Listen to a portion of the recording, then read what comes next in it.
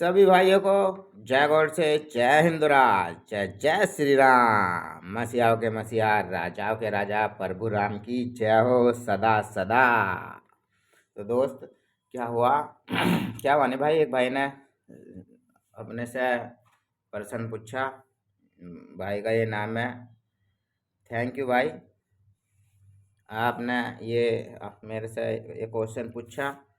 ठीक है, मेरे से पूछा था या पता नहीं किससे पूछा था, पर मेरे कमेंट बॉक्स में मैसेज सा आया कि भाई सवाल पूछ रहा है, तो मैंने इसलिए मैं सोचा, मैंने चलो भाई जवाब दे देता हूँ। इस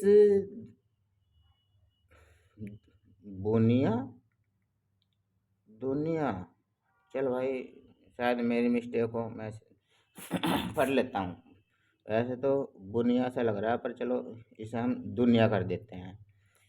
इस दुनिया में इंसान क्यों मरता है? ईश्वर तो अनंत है, कभी नहीं मरता। हमको भी ऐसा क्यों नहीं बनाया? देखते हैं तुम्हारे अंदर किनो विलेजेस तुम्हारे पास। पता नहीं यार भाई का ये दोस्त, ये समझ में नहीं आया तेरा।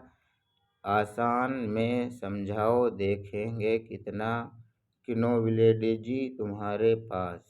ये पता नहीं क्या है दोस्त। चलो ऊपर का जो समझ में आया कि सवाल है भाई का, उस सवाल का जवाब इस बाइबल के थ्रू देने की कोशिश करता है पापा यीशु।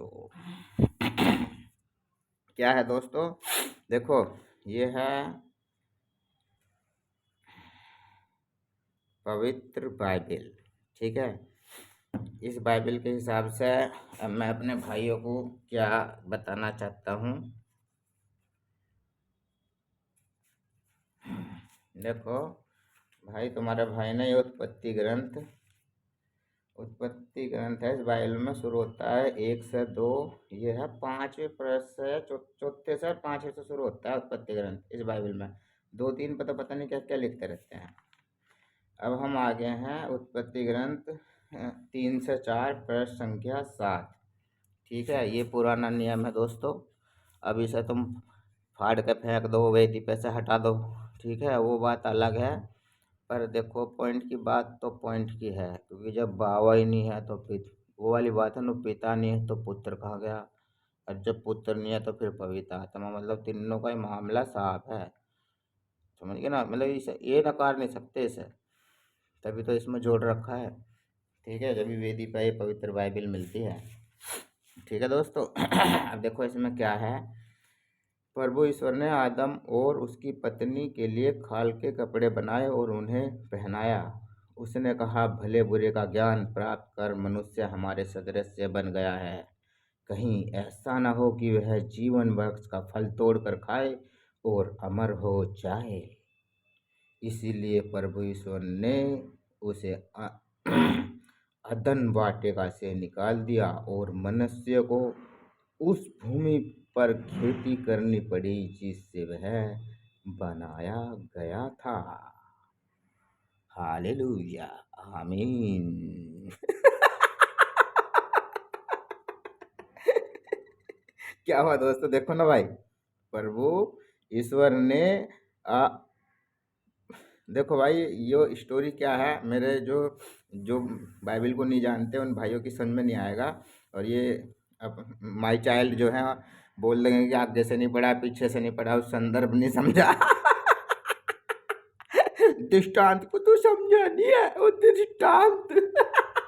ये रो के बोल देंगे, पता है, तूने तूने दृष्टांत को समझा नहीं है।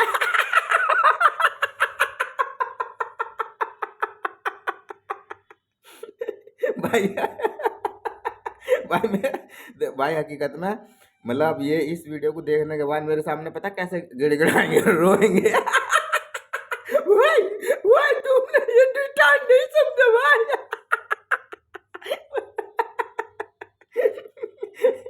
चलो तू कहेंगे तुम्हारी समझ में नहीं आई। अबे समझ में क्या आई, पूरी पढ़ ली आगे से पीछे। और कितनी मेरी पढ़वा, 10 बार पढ़ ली, कम से कम 50 बार पढ़ चुका। कुछ नया नहीं है, नया तो देखा पापा यीशु दिखाएंगे, दिखा दिया।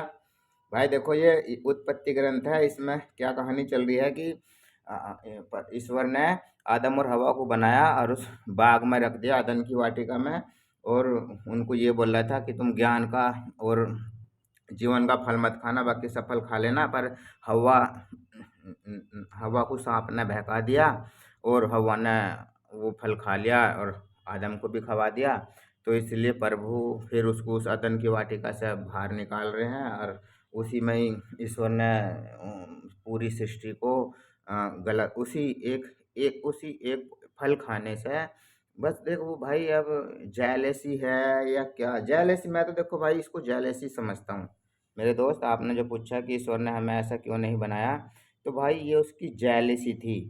फिर हम भी ईश्वर के जैसे हो जाते। 50% हो गए थे दिमाग में, बस यह जीवन का फल खा लेते तो फिर हम भी ईश्वर बन जाते। समझ गया ना? इस मतलब मेरे तो दिमाग में भाई देखिए इतना, मुझे ऐसे ही समझता हूँ मैं तो। ये चल कम बढ़ती होते पर मतलब मरते नहीं, अमर हो जाते हम भी। समझा? और ये इसमें ईश्वर खुद कह रहा है, जब आदम हवा को उस बाग से बाहर निकाल रहा है तो उसने कहा भले बुरे का ज्ञान, उसने कहा भले बुरे का ज्ञान प्राप्त कर मनुष्य हमारे सदृश से बन गया है। कहीं ऐसा न हो कि वह जीवन वृक्ष खाकर तोड़कर खाए और अमर हो जाए। ये तो जब भी देख भाई, एक मैंने जो बोला है ये एक मतलब सही बंदेसी की आवाज़ लग रही है, पर हकीकत में देखा जाए तो इस वाक्य को कैसा कहना चाहिए, थोड़ी सी कोशिश करता हूँ। भले बुरे का ज्ञान प्राप्त कर मनुष्य हमारे सदृश बन गया है। कहीं ऐसा न हो कि वह जीवन वर्ष का फल तोड़ कर खाए और अमर हो जाए।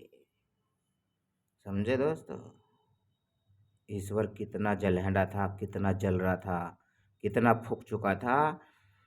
ये इस लाइन से, ये इसीलिए मैं ईश्वर को मानता हूँ। जो 22 से जो 23 है इसके बीच में, 22 पढ़ो दोस्तों, 22। उसने कहा भले बुरे का ज्ञान प्राप्त कर मनुष्य हमारे सदृश से बन गया है।